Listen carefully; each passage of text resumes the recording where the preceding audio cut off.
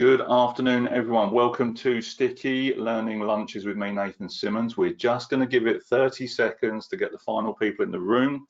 Couple more people arriving. Great to see you. Yes, this is Friday. Yes, this is slightly more casual than my white shirt look Monday to Thursday. Who have we got arriving? Good to see you, Colin. Thank you for being here again. Very appreciated. Darren, good to see you. Fabienne, Gina, amazing. Thank you for being here. Howard, June, Karen, Tim, Tracy, Victoria. Thank you very much. Camouflage, not against the white wall. You know, I'm sure camouflage means I disappear into the background, not stand out from it. So look, we're getting into day 2 of negotiation skills. Really grateful for everyone being here on this Friday for 30 minutes of their lunchtime with me. So what, maybe in the future when all this is over, we actually have a face-to-face lunch and we all get together and we do a lunch and learn somewhere central, and we do this and we actually have something to eat afterwards. I think that would be a great idea. You've made it fun and interesting, made it a fun and interesting lockdown. You're very welcome, very, very welcome. Let's get into this. Agreed, sounds good to me. Okay, we've got some positive votes for a lunch and learn somewhere. It could just well be the back of Costa at Charing Cross train station, but if we can get together and actually say hello and shake hands, that would be amazing. Let's get into this. Set up the day. Let's set up this session. Mobile phones, let's do this. Airplane mode, zero out the distraction, 100% attention. Fresh pad on your fresh page on your notepad. Get keepers at the top. These are the things that you want to remember, remind yourself about, and come back to and reignite to kind of get the thinking going and put new ideas into flow and into flight.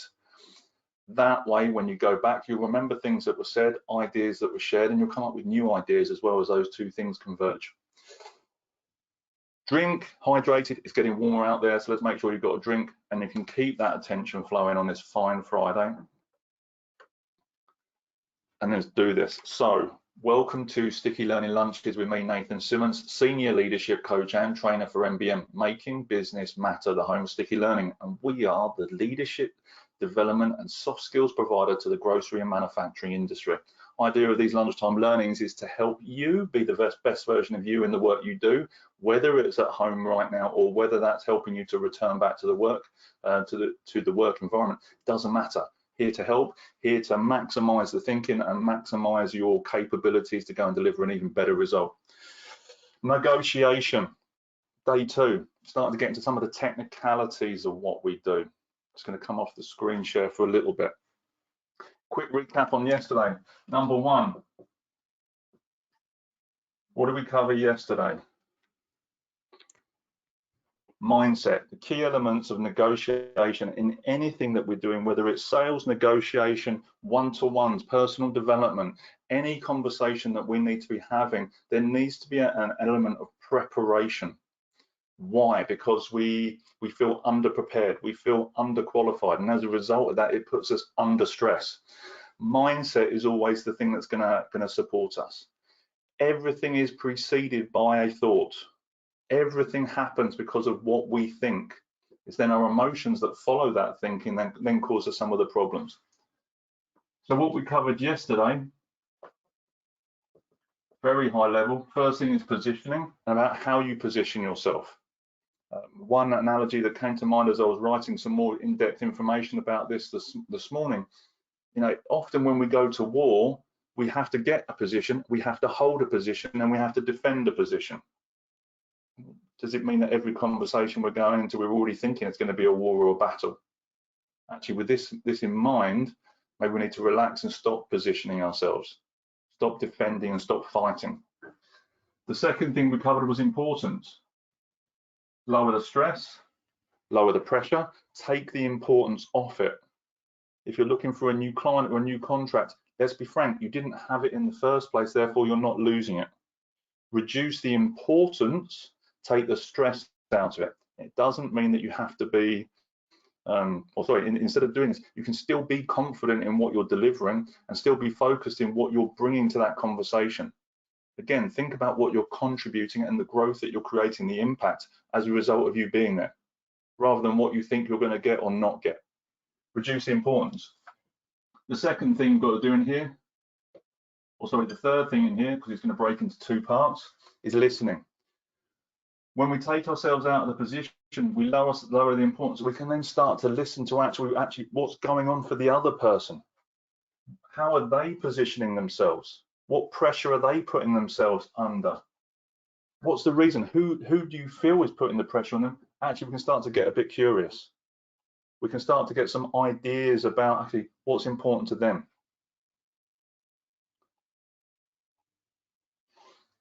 And then the final part for this is then thinking about our language. What words we're going to use, how we're going to approach it. Showing appreciation, finding merit in what people are saying and finding the value in what they're saying. So actually we can have a mutually beneficial conversation rather than give, take, or going in for the kill. So these are the first things, it's the mindset. Everything starts with mindset. But then we want to get into a little bit of the technicalities of what we're doing here.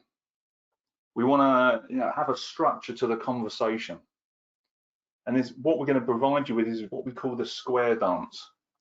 So we're going to provide you with the link in a minute to the article, which is good. Tracy, glad you're back in. We're going to provide you with the link to the article, which gives you the downloadable template of the square dance. We'll drop that into the chat box in just a moment.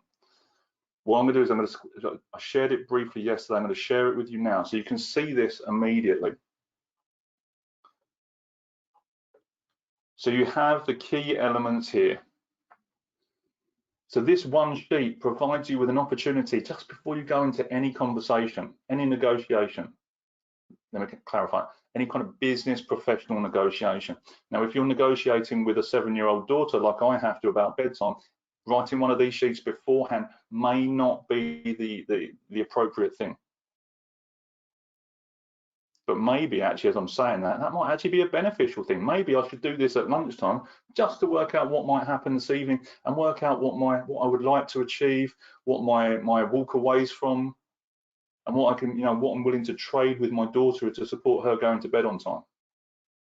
Links there now for the ultimate guide, and then there is the square dance template as well. So the first part we want to talk about, you've got wish and walk. And then you've got give and take, and then you've also got your tools and tactics. So in this, the first part we're going to cover is your wish and walks. What is your wishes? Your wish is the things that you want to take away. It's what you want to achieve from the conversation. What are you wishing, what is the desired outcome of this conversation? And as Stephen R. Covey says in Habits of Highly Effective People, is begin with the end in mind. You want to know where you're going. I said this in goal setting. I've said it in the PDP planning previously in those tutorials before. You need to know where you're going, and it's like sat nav. Unless you know where you are and where you want to get to, you're never ever going to get kind of the right route and the right path to make that happen. So your wish is the first part. The bit that you need to be really clear of, the first part, is you make your wishes smart. And we've talked about that. You need to be looking for your SMART objectives: specific, measurable, achievable, realistic, relevant, results focused, and time bound. So you need to be clear, do you want, if you're selling produce or you're selling, a product and you want £6.80 per crate, and you want to sell 100 of those crates, then you need to be clear. Your wish is that I wish to sell 100 crates and they need to be at £6.80. The moment you kind of make it unspecific and unmeasurable, I want to sell some crates, well, maybe you only sell 2 and maybe you only get them for £4. So we need to be really clear on what we're doing. The other part we need to think about in this, and I've said this around goal setting, we talk about this in the negotiation preparation, is make your goals credibly stretched. Not incredibly stretched, credibly stretched. Now, if you're attempting to sell a Ford Focus and it's a year old or 2 years old, and you want £10,000 for it, do you put it in Auto Trader for £10,000? Or do you put it in there for 10,999 just to make sure you've got some bargaining space? So we make it reasonable and credible. Why? Because if you put it in there and it's a year, 2 years old, and you put it in at 24,500 and it's a Ford Focus, you're not going to get much interest because it's not credible. And we do the same thing with our own sales targets. We just want to give them a little bit more room so that actually we've got some room to play with, so that if we miss the sales target, we're still head and shoulders above, or if we miss the target that we set, we're still head and shoulders above the expectation of the rest of the business. So we give ourselves a little bit of stretch to play with in here. Make your objectives smart and put them in your wish list. The other thing that we need to talk about and actually include is something we got from Geoff Burch a few weeks ago. Plan A and Plan B. So what do we mean by this? You have your wish list. You have your SMART objectives. You want to go in and you want to get this. And I'm going to speak to Bob, who's the head of sales, procurement, whatever it is, and he's going to give me this. Fantastic. And you go in and Bob's not there. And all your preparation gone out the window. You're like, oh, I'm not going to get what I set out to get from this conversation. And who are you speaking to? You're speaking to Enid, the cleaner. Oh, right. So plan A rapidly went out the window because we're not speaking to the head of sales or resourcing or whatever. And now we've got to switch to plan B. And I'm speaking to Enid. Enid, okay, what do I want to get out of this? How do we quickly switch to the person we're speaking to help us get what we actually need that's going to help us make the next movement when we go back and speak to Bob? And if you saw the Cunning 4-stage sales plan, you'll see that mentioned in here. Okay, actually, if I'm speaking to this person, what is now my objective? What do I want to get from this conversation? Well, maybe that lady can introduce me to the head of cleaning and the head of facilities, which actually require this product, which means I can have a different conversation about a different service that we provide. Okay, now I'm winning. Now I'm flexing. As I've said before, if you're in the UK, when you get to the roundabout, you come off the motorway, you hit the roundabout and you want to turn right, do you actually turn right? Open question for all of you. If you're in the UK and you're on kind of hitting that roundabout off the motorway and you want to turn right, do you turn right? Yes or no? No. Good. What happens? Exactly, you keep left. What happens if you do turn right? Serious RTA, major problem, and you lose your license, in a nutshell. So sometimes when we understand when we're going on the river of negotiation, the river of life, sometimes we have to turn left in order to go right. But maybe that conversation with that individual, is the support mechanism to make the future conversation even more robust, even stronger. But if you think it's going to be a problem or you've missed out because of your preparation is lacking in flexibility, you're going to undermine the whole of your process and the whole of your outcomes. Super important we understand this. The other thing is rule of 3. We use this a lot, Toastmasters, when we're speaking. We use it when we're coaching. What's the best 3 outcomes we want to get? And we use it in interior design, actually, the measurements of 3s and 3rds. And it's the same with our wish list. How many wishes, what do you want to get out of it? How many do you want? 3. No more, no less. Going for 3 ideally, because then it gives you a bit of flex and a bit of room to play with. But you're not overly confusing yourself. If you go in there with 27 outcomes that you would like, you're more than likely going to confuse yourself. You'll confuse the person you're speaking to, and as the saying goes, confused people don't buy. Simple as that. 3 items, have some flex, have a plan A and a plan B, and make those wishes smart.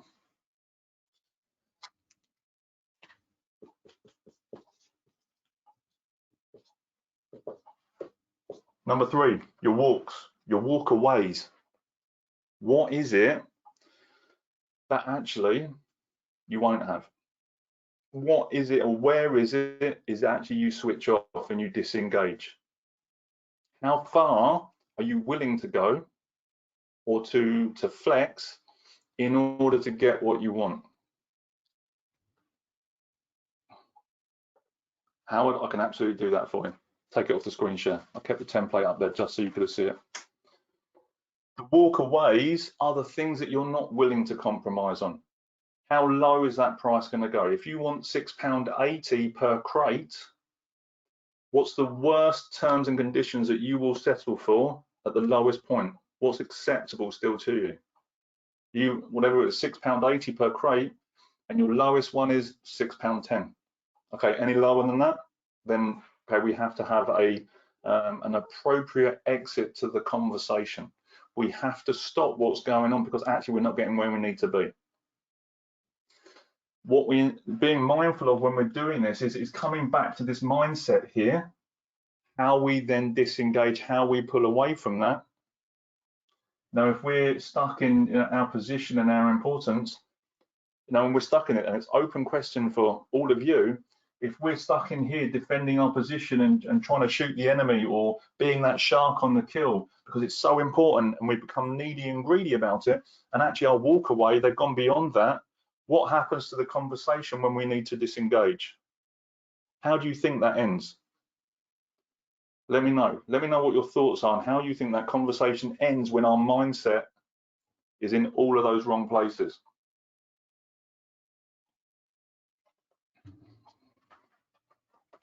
Badly in one word. Oh, yeah, we've got a few badlies coming in. Dissatisfied, absolutely. So when we get stuck in this mindset and that starts to happen, this is when we start to sweat. It's when we start to get agitated. The brain starts to shut down. We flip into the kind of the primordial parts of the brain. Fight, flight, flock or freeze kicks in. Our language usage starts to diminish as the neocortex starts to shut down, and our words become shorter and go to one syllable. And when we leave that room, we will not leave any space to have a future conversation, because we'll get into the place of, fists banging on desks and red faces and embarrassment and frustration as we exit that. But if we're staying in this place and we're listening and we're using our language, actually when we get to these points, we can then have a reasonable conversation and say, okay, this is where we need to be. I can appreciate where you are, and I can find merit and understand and value and appreciation in those elements. This is where we are. This is the lowest point that we're able to go. Beyond that, we're not able to go any further. And I'm happy to stop the conversation there if that's the case. Keen to make sure this is only the first parts of the template, and we're going to talk about tradables tomorrow, not Saturday, talk about tradables on Monday, and we'll dive in a bit further than that. But we need to make sure that when we're getting to this place, that we're in the right mindset when we get there. And if it's not appropriate for you to have a relationship with that individual or for it to go, that's also okay. When we're understanding and we have this listening here, and we've worked out these elements here and we've got to this, we need to make sure that it's mutually beneficial. Whatever the outcome is, it's got to be viable for both of you. Why? Because when we get into the gives and takes, and if we don't have this walk-away point, if we go beyond a point that is profitable, we might make a decision that can actually shut our business down, because now we're, what we're actually selling the product for is actually causing us to be at a minus number. That's not financially viable, but you thought you couldn't get out of it because of the mindset. When we're in this right place, when you set these boundaries here, you'll always be in a win-win. Now, as long as it's reasonable and it's credible in here, because at any point, if it's a win-lose or even a lose-lose, how are you going to feel after you've actually closed the deal? How will you feel if at any point you haven't set your boundaries here and here, and the person isn't getting what they want, or you're not getting what you want? How do you think you feel after you close the deal? Let me know what emotions come up for you when you're thinking about this from previous experience. How do you feel?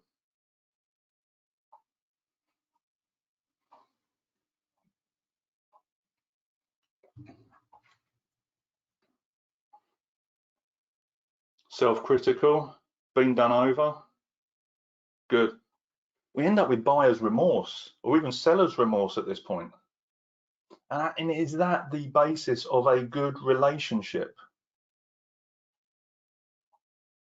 Definitely not. I was thinking about this again, talking about kind of this sharky sort of behavior you have here, going in for the kill. And if I'm a shark going in for the kill, you must be a dying fish. And I was thinking about, well, actually, was that program Dragon's Den? Well, great. What sort of analogies is or images is it creating? And in America, it's called the Shark Tank. Brilliant. So you're going into this place with these ideas that create tensions for these negotiations. But the only reason it's called the Shark Tank is because calling it the show about mutually beneficial conversations that are going to help businesses thrive just won't get the ratings. Set your boundaries, understand how you're going to create that mutually beneficial dynamic so everybody wins. And if it's not going to go on, understand where you're going to step away and go, do you know what? Thanks very much for your time. Really appreciate this today. What I'm getting is this. We're prepared to go to this, and that's what it looks like. How would you like to proceed? And that is okay. Hope this has been useful. I'm just looking over there. We are on time. What have you taken away from today's session that is going to help you to have a stronger negotiation and help you get your children to bed on time? And maybe actually close some business deals or get some stronger relationships at work. Setting boundaries, amazing, good. What else has been useful from today for you all? Rule of 3, good. It works fantastically in so many places, Vicky. As always, the structural approach, yes. Credible stretch, absolutely. If you go too far, you're just gonna, you cause yourself too much tension. Walk away points, absolutely. Know your boundaries, set them, and work with them. Setting boundaries and to lessen the stress before you start, absolutely. Plan to walk away in advance if you need to. And walking away is absolutely the right thing to do at right times. We've all done it. Who here has stayed in a relationship when they were younger too long? Yes or no? Who here has stayed in a relationship that they knew just wasn't healthy or beneficial for too long? Yes, yes, yes. Never really. Yes, yeah, we've all done it, and it's the same in business as well. Now we're in relationship with everybody all of the time, but what we know is that if at some point there isn't that boundary, at some point if it's not feeling right, and we continue to flog that dead horse, we're just going to cause ourselves a problem. A, it's embarrassing for us, and B, it's just it just creates tension every time you want to have that conversation. And when you look at the word stalemate, I haven't looked at the actual, the etymology of it, the word stalemate. But in short, if you broke it, it's stale mates, like stale friends, stale relationship. So you have to set your boundaries and know when you're going to walk away because it's just not healthy anymore. Like a sat nav, you need to know where you're heading. Absolutely, Tracy. Good. 3 wishes. Plan A, Plan B. Good. Plan A, Plan B. People say, oh, you shouldn't have a second plan. Plan B. You burn the boats, all of that stuff. You ask a parachutist to jump out of an aeroplane without their emergency chute and see what response you get. Hope this is useful. Just as we're going to get questions. So questions. What questions have you got for me for today that are going to help you to strengthen your negotiations and your communications and your relationships? What questions have you got for me right now? While we're doing that, we're going to drop the link into the chat box for Monday's session. If you have not registered for tomorrow, now is the, I keep saying tomorrow. If you have not registered for Monday, now is the time to do it. How does the buyer's preparation differ to this? It doesn't. Now, we both have wants and needs in this. And your wish might be to get £6.80, their wish might be to get it for £6.40. This is being mindful of this. And some of those things also comes into, what your wish might be £6.40, and actually their wish is to get it for £6.80. Darren's fired in a suggestion here as well, which is great. Seller should do the square dance for the buyer to see what they see. Great suggestion. Put yourself in the shoes of the other person. coaching tool called Perceptual Positioning, which is phenomenally powerful, is put yourself in their shoes. What's in it for them? What can I see? Do you know the relationship that the buyer has with their manager? Do you understand what's going on for them as a business, what their concerns as an individual are? How well do you know that person? Very often, if we're selling and we've got relationships with other organizations, those relationships will go on over a course of time. So it's absolutely vital that empathy is key. Completely, Patrick. It's vital that you build relationships with these people. You know these people's first names. One technique that I know as a coach and as a seller and all these things is find out what's important to the people that are important to them. So what you do is you start going one layer back. So if you know that someone's passion, someone's hobby is Staffordshire Bull Terriers, okay, great. Maybe when you're having a conversation with them, you find out how the dogs are. And one of my clients is in that space as well. And the idea is, at Christmas time, I send them something for the dogs, not for them. Why? Because they care about their dogs more than they care about themselves. So you're starting to plug in these things. Get to know the individual, then go back and fill the preparation sheet in as if you are them, as if you are that company rather than the one you're in. To start, give yourself a little bit of dynamic and a little bit of understanding. And having it there in paper is then easy to, when you step out of their shoes back and try and look at it, oh, this is what Brian needs, this is what Kelly wants, blah, blah, blah, blah, whatever it is. Okay, great, fantastic. Great question. Thank you very much for that, Howard. What other questions have you got for me right now that's going to help you do what you need to do in a negotiation? As they're coming in, so look, there's a link there for the ultimate guide to negotiation. We've also got the link there for Monday's session as well. Virtual classrooms. Right now, okay, we might have some dates for returning back to a live classroom. That means me actually meeting some of you face to face, potentially, meeting some of your teams, helping to support your businesses improve the results they're getting in many aspects of what we do in the leadership realms. The virtual classrooms right now is easy access for people to dive in and start learning some skills. So whether that be in coaching, personal development, negotiation, we have a virtual classroom that's going to fit every one of those elements. And whether that's me or one of the MBM team coming together to make that happen, we've got the right skills to deliver the right impacts for you and your teams and your businesses. The link for the virtual classrooms is there in the chat box right now. If I can help you, now's the time to have that conversation. And as yesterday, I think Stuart said, I need to convince my boss. Well, this is the first negotiation.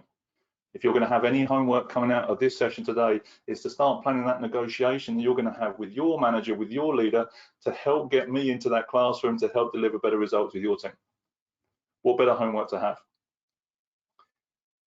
We're almost bang on the half an hour. No other questions are coming through. Really great to have some time with you all today. Really appreciate this. Appreciate the engagement. Everybody have a phenomenal weekend. Getting that in advance now. Have fun. Enjoy the sunshine. Spend time with the family. And I will look forward to seeing you on Monday. Same Stiffy Learning time, same Stiffy Learning channel, with the third stage of negotiation skills with me, Nathan Simmons. See you soon.